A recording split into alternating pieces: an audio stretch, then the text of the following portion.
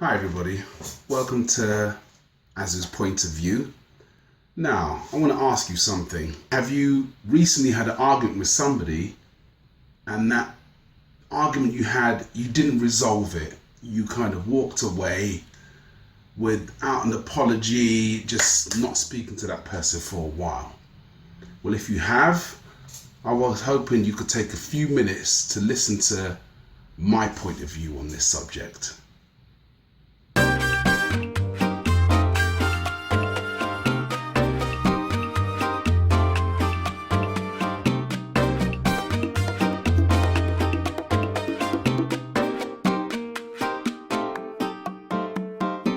When I was 11 years old, I'm the youngest of five.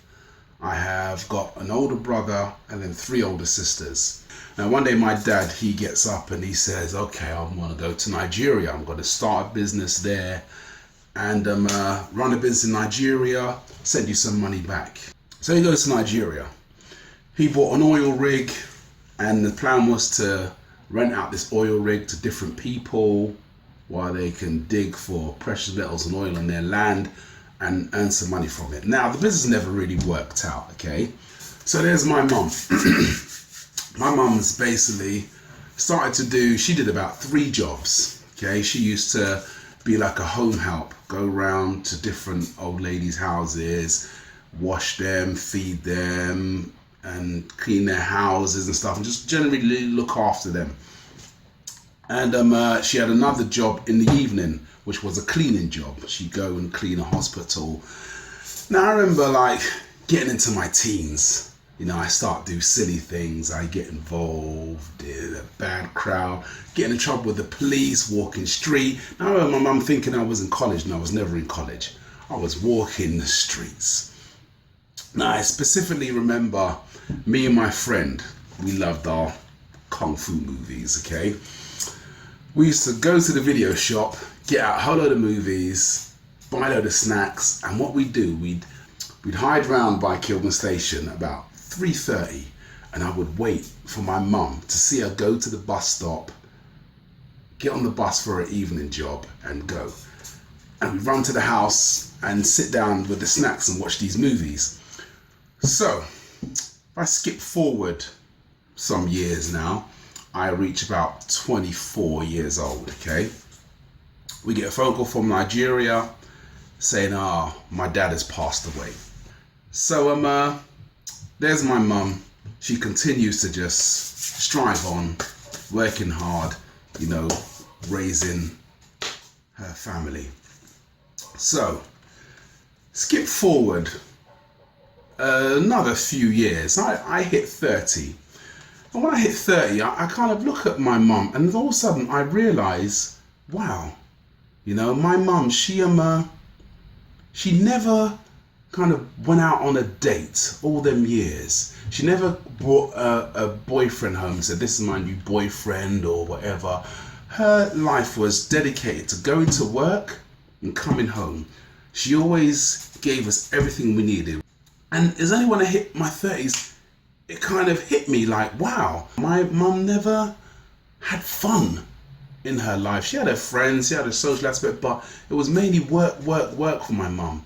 So Mother's Day comes, I write a card, and in this card I just basically explained to my mum that, you know, I remember when my dad went to Nigeria when I was 11 years old, and, you know, I did a lot of silly things, get in trouble with the police, caused me a lot of stress, and you just kind of worked hard and you never brought a boyfriend home. And I realize now you were dedicated to just raising all of us. And I look at all of us now. I'm working in a school. My brother's an accountant. One of my sister is a assistant deputy head of a school. Another sister, one of my sisters is a firefighter. She's like a station manager at that time. Another one runs her own business. I think none of us are drug addicts. None of us are alcoholics. And I contribute that to the way my mum raised us by herself. And I basically told her that in this card. And my mum, she cried when she read it.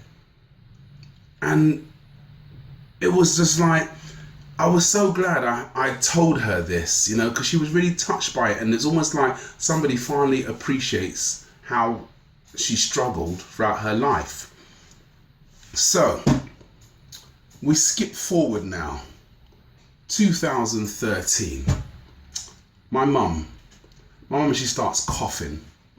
Now we say to my mum, what's wrong, mum? What's going on? You know, we need to take you to the doctor, have you checked out. So we took her to the doctor. Now, long story short, it turns out my mum had cancer. Okay. And within a couple months of we find out my mum had cancer, my mum just passed away. And we were devastated as a family. We were devastated. But the fact is that we went to the funeral, okay, to bury my mum. Now at the funeral, everybody's main gripe was, you know, I never got to tell your mum this, I never got to say this, I never got to resolve this, I never got to thank her for this and that. And that was what everybody was saying.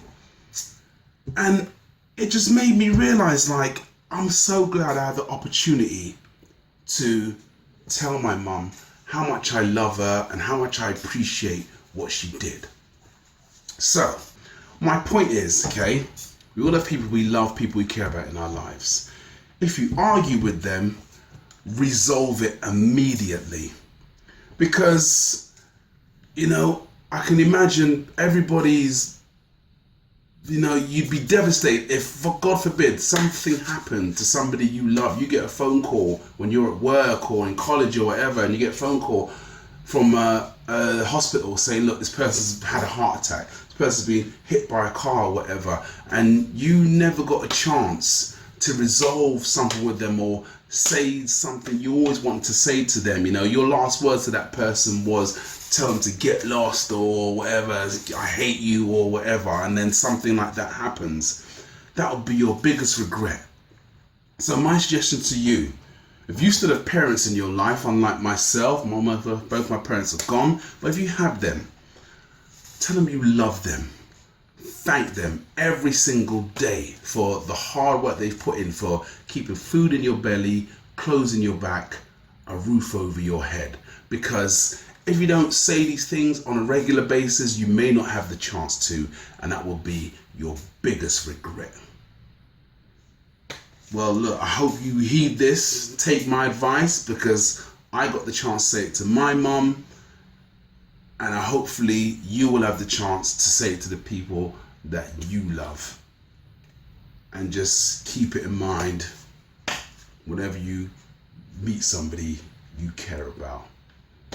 I'll see you next time on Az's Point of View. Take care.